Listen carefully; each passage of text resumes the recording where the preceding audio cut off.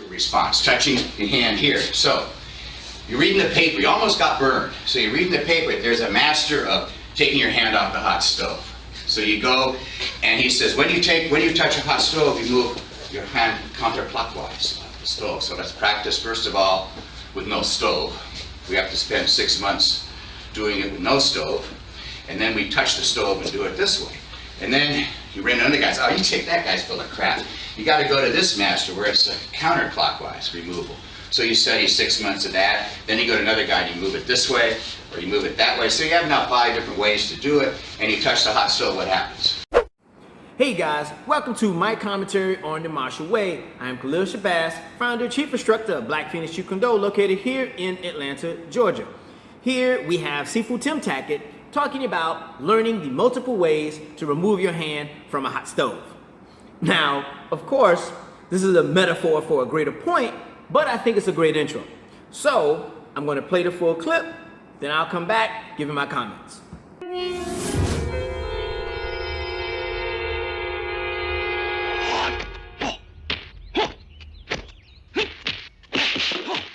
Actual response, touching your hand here. So, you're reading the paper, you almost got burned. So you're reading the paper, there's a master of taking your hand off the hot stove.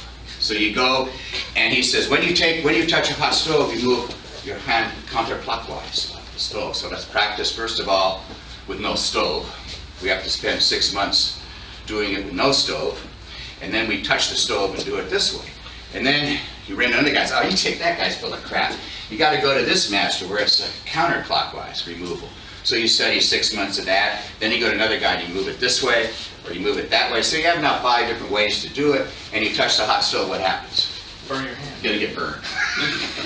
You're gonna get your ass burned because you have too many responses for a single stimulus. It's just the way it is, babe. It's the way it is. And you'll see guys who'll have 150 different techniques to do against something, and they can make it work because they pre-selected. You're pre-selected, okay? I know a guy, I won't say who it is, but he told me once, you know, I know so much stuff that somebody attacked me, I wouldn't know what to do. Okay, so you've got to simplify your responses, all right? Sifu Tim Tackett points out that you don't want to have a multitude of responses for a single stimulus. Like the guy in the story he was telling, he knew so much stuff, he would have trouble deciding how to respond to an attack.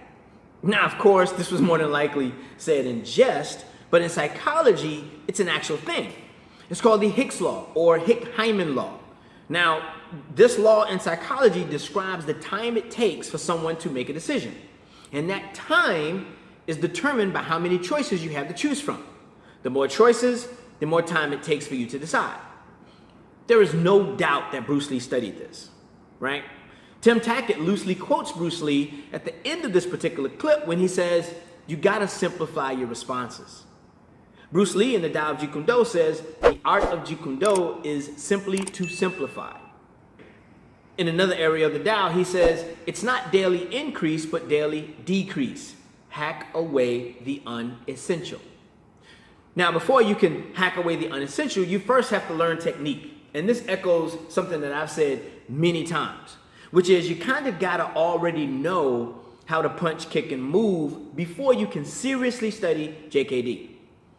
Me knowing this is why my beginner's curriculum, my level 1, phase 1 curriculum is all about building a technical foundation. Now, once you learn some techniques, then the JKD concepts and principles can be applied. And as you begin applying these concepts and principles, the unessential will start to fade away, leaving only the essential. But you have to be aware of what's actually happening. Here's an example. I've taken several different classical traditional martial arts in my entire life. Taekwondo, Shotokan, China, Wing Chun, a few others. And in going through the ranks, I learned a lot of different techniques. But here's the funny thing. Whenever we sparred, regardless of the school, it would simply devolve into a kickboxing match. All of the fancy esoteric stuff got thrown out of the window. We would simply punch and kick each other. Sure, we learned spinning axe kick, jumping back kick, eagle strike, iron claw, tiger this, you know what I mean? We learned all of that, but no one really tried any of that fancy stuff during a sparring match. Which means the sparring matches had a tendency to expose the essence of combat. To a degree. To a degree. To the degree that you very quickly would learn what you can and cannot pull off with a non-compliant person. And in fighting, the other person gets a vote too. Now, there are two ways that you can reach the point of overcomplicating your response. The first way, one way, is the way that Tim Tackett is talking about, right? It's called technique collecting or cluttering your toolbox. With so many choices to choose from, you become paralyzed with indecision, which of course, that in and of itself violates a primary principle of Jeet Kune Do, right? Hell, this violates principles of all physical competitive endeavor, right? Whether it's competitive sport, competitive dance, or fighting, because you're thinking, you are purposefully calculating. I mean, do you think Michael Jordan consciously thought about the last minute change in a dunk in midair? Of course not. It just happened. Your movement should not be done out of conscious effort, right? In sports, it's called being in the zone, right? This is what Bruce Lee meant when he said, I don't hit, it hits. Another way to complicate your response is by executing simple techniques inefficiently, or by adding extra moves and steps and all this other good stuff. You know, you're adding too many steps and moves, which adds time, which makes the movement totally ineffective. It makes it inefficient, right? Way more complicated than it needs to be. Now, how do you solve these problems? By drilling, by sparring, right? Not by doing any type of drill, not by doing free sparring, certainly, right? You need to do attack and counter drills as opposed to attack and defend drills. Attack and defend drills tend to be passive, whereas attack and counters are designed to be aggressive. And because we're working on counterattacks and compound attacks and reposts, etc., so on, with a attack and counter drill, your feedback will be much more immediate, right?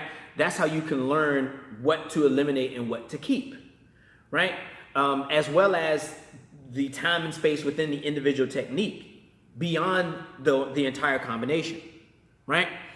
Then your attacks and your counterattacks and all that stuff like that will make sense in your sparring session. Now you have something that you can actually chart and measure, right? You can't just jump in and start punching and kicking for the sake of jumping and punching and kicking during a sparring session. You need to focus on what you're trying to accomplish. What is it that you're trying to get better at, right? You have to continue to try to pull it off, and you have to make those small adjustments, hacking away the unessential in order to make it better so that you eventually can pull it off in the most efficient way. All right? Look, guys, that's the clip. Those are my comments. Let's continue talking about it in the box below. If you want more content like this, look up Black Phoenix Jeet Kune Do on Instagram and on YouTube. Follow me on IG and subscribe to my YouTube channel. Don't forget to hit the notification bell. You can also find me on Facebook. And if you visit, make sure you like the page. If you want to train with me in person and you're in the Atlanta area, visit my website, Black Phoenix JKD, for my locations, class times, as well as my price list. If you aren't in the Atlanta area, consider signing up for my online training academy. And just the same, all of those details are on my website, Black Phoenix JKD. Lastly, if you have any questions, concerns, or considerations, you can private message me via any of those social media platforms, but you can also send me an email directly from my website. I want to thank you for tuning in. It's KShabazz for Black Phoenix Jeet Kune Do, and I will see you in class.